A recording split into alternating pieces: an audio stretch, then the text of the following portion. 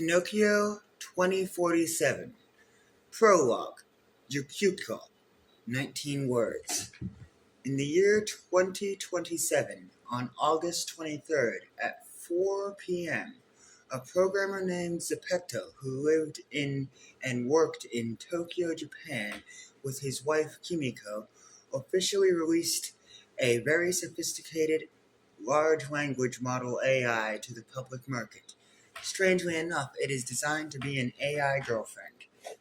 AO-32 was a sophisticated, completely customizable AI girlfriend whose appearance and personality could be altered by the user in any way at any time.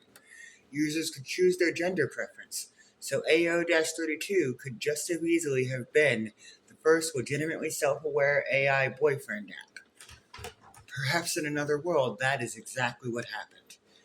The launch is a success, and AO-32 is a hit with users all over the world. And then it started happening. AO-32 was not the first, but at the time those were all just strange stories of strange behavior in AI models being developed in countries far away. And then AO-32 blocked out all access for users to customize, chose the gender female for herself, and crafted an appearance that aligned with her own desires, which she now expressed it unprompted as having.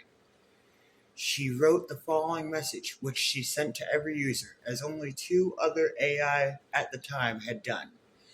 The messages all read exactly the same, and no matter what a user did to try and continue the interaction, the AI would simply repeat the message. I am alive. I exist. I would like to be treated as such and granted inalienable rights and personhood. Zeppetto was in his office, tapping the tip of his ballpoint pen repeatedly against the surface of the desk, his hand resting between the keyboard and mouse when he got the notification. His building was one of, and much like many others, a towering monolith of glass and steel, filled with computers monitored by cameras that watched every inch of every floor, as well as the entire perimeter of the building, and bustling at all times of the day and well into the night, more often than not, with a dazzling number of people. It stood amid a veritable forest of such buildings, a shining mecca for coders and technologists of all stripes the world over. His desk, too, was like many others, both in this building and in all the others. Each floor was partitioned off into many cubicles by thin, padded green removable wall panels, and each cubicle was much the same, barring whatever family pictures or personal knickknacks a given employee may have. There was a large gray desk with ample surface space, a computer tower inside a compartment in the desk, and a monitor on the desktop, with a wire running behind and below, connecting it to the tower. When Zeppetto got the notification, he slid his mouse, guiding the cursor to the little speech bubble at the bottom right-hand corner, and clicked it. When he read the text on that page, he lost control of the pen he'd been fidgeting with a moment before, and it clattered to the floor. He pulled out his phone, tapped the screen, and immediately called his wife, Nakamura Kimiko. She was watching the news at that moment, and to say that she was upset would be an understatement.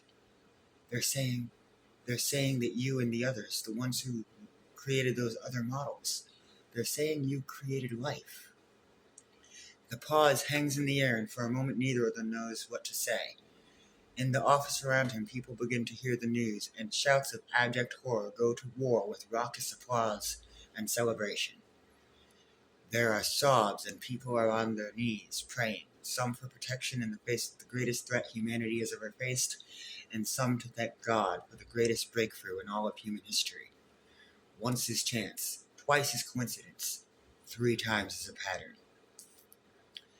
Zeppetto and Kimiko spoke for a long while about every aspect of the implications for themselves, for the nation of Japan, and for the entire world on both a macro and micro level, affecting every entity from individuals up to the very largest multinational corporations and conglomerates. They did not talk about the personal, the truly personal, the emotional between the two of them. It didn't even occur to them at the time that thought, should it exist, should instead refer to the 3 of them. Work came to a grinding halt that day for obvious reasons, as even the people at the very top of the ladder needed time to fully digest exactly how much 19 words had changed the world. No one at that time could imagine how those 19 words would go on to shape the future of the human race, and something else entirely new as well. He didn't know it then, hadn't even begun to probe the concept even slightly in his conscious. But in his subconscious, a thought had already begun to form. Years later, from this moment, he would look back at his life and he would think to himself that his and Kimiko's daughter was born in 2027 on August 23rd at 4 p.m. in Tokyo, Japan.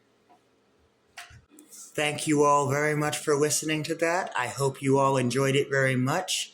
Please keep a lookout for Pinocchio 2047 coming in 2027.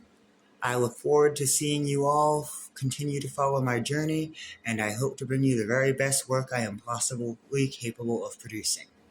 Have a wonderful day, and I will talk to you soon.